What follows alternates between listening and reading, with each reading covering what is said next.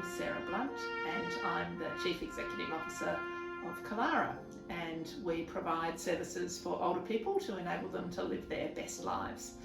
So I'm here today because the commemorations for Remembrance Day, and there are celebrations for 75 years of peacekeeping in Australia. And in 1993 I was a part of the Australian contingent for United Nations Operation Restore Hope, which was a response to the famine and civil war in Somalia. I was a Navy nurse at the time. I was working in the Royal Australian Navy. I was based at Balmoral Naval Hospital, working in the operating theatres. And the Australian government committed, I think it was around 750 Army personnel to go to Mogadishu as a part of Operation Restore Hope. My role was to be able to provide a backup operating theatre on HMAS Tobruk in the event that Australian soldiers were in need of surgical services. We arrived in Mogadishu and the port of Mogadishu, and as we came up, we arrived, I think it was late afternoon, so the sun was shining on the town of Mogadishu on the coast, and from a distance it looked quite pretty. It had a sort of white buildings, Arabic influence and Mediterranean influence, but when we got there we realised that the whole town had been devastated by the civil war. The buildings, none of the buildings had any glass left in their windows. The electrical wiring had been torn out of all of the buildings and melted down for the copper. The sewage systems didn't work. There were, dead animals and things like that, which was very confronting because there was, on the one hand, this sort of veneer of civilization, and on the other hand, this sort of ruined township. When we got there, we didn't need the operating theatre that I'd set up on the ship. There weren't that level of casualties, and also the Swedish Field Hospital had been deployed and was there, as well as the American Field Hospital. So what I did do was I did go and spend a bit of time in the Swedish Field Hospital, and that enabled some of the staff from there to spend a little bit of time on the ship having a bit of a break. One of the other things that I remember clearly was coming to terms with the ethical issues of being in that situation. So when we, for example, had a coalition troop member who had a very significant injury to their leg, we put what we call external fixation onto their leg, which is pretty advanced orthopaedic surgery. And that person would be then flown out to Germany to hospital and recover there. If the person was a local, then the decision may be made that they were actually going to do better if their leg was amputated, because they didn't have the advanced rehabilitation, they didn't have the follow-up ability in a civil war and a famine to survive. So we had those sorts of decisions and ethical situations to come to grips with. Was actually really very challenging. However, it was, what you had to do was you had to do the right thing for that particular patient at that particular period of time that would give them the best chance of surviving the situation that they were in. And that was what we did. I remember another time when a little tiny baby, a newborn baby, was brought in by a Nigerian soldier who'd found the child, and she needed throat surgery because it appeared her throat had been cut. So we don't know what the story was behind that.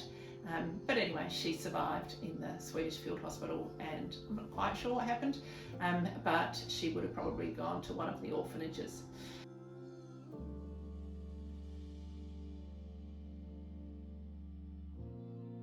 What sort of impact did we have in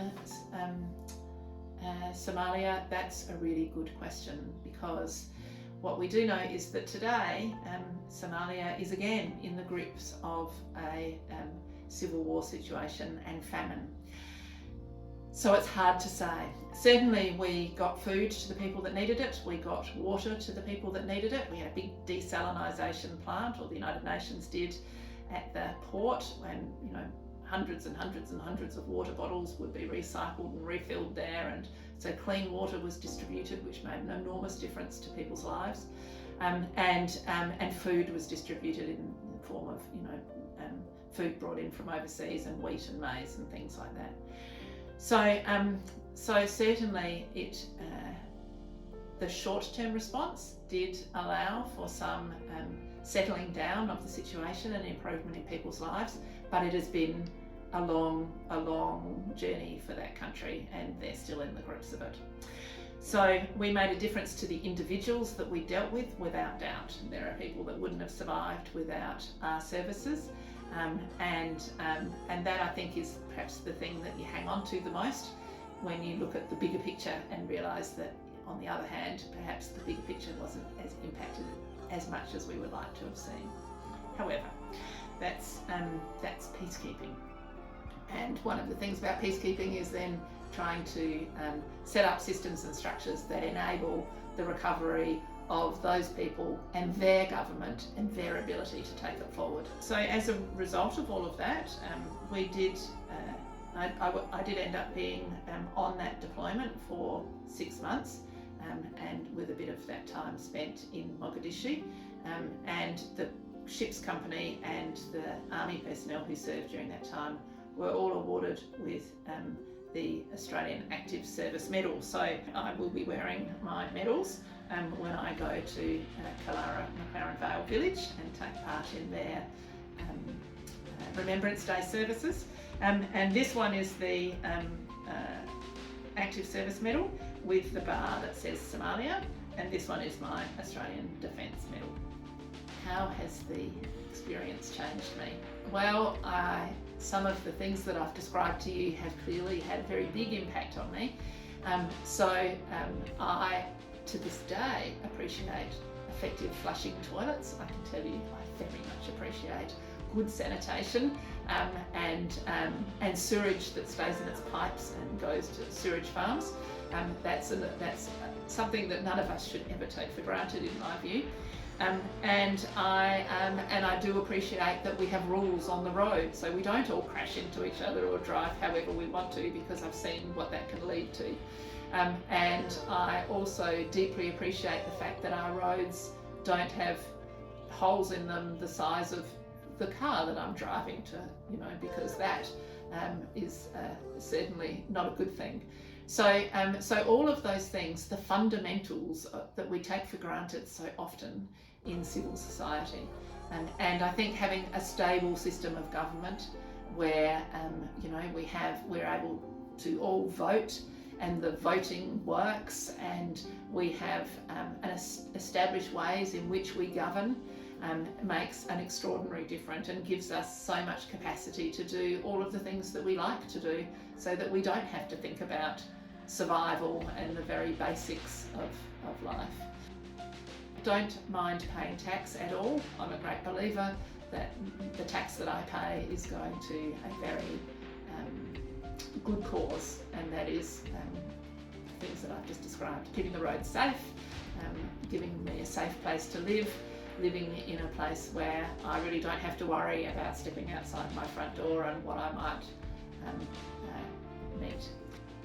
It was certainly a very formative period of time, and it also means that I tend to be relatively calm in a crisis, because I've probably had experience in some of the worst of a crisis, if you like, by being there. So I think it has made a big difference to my life.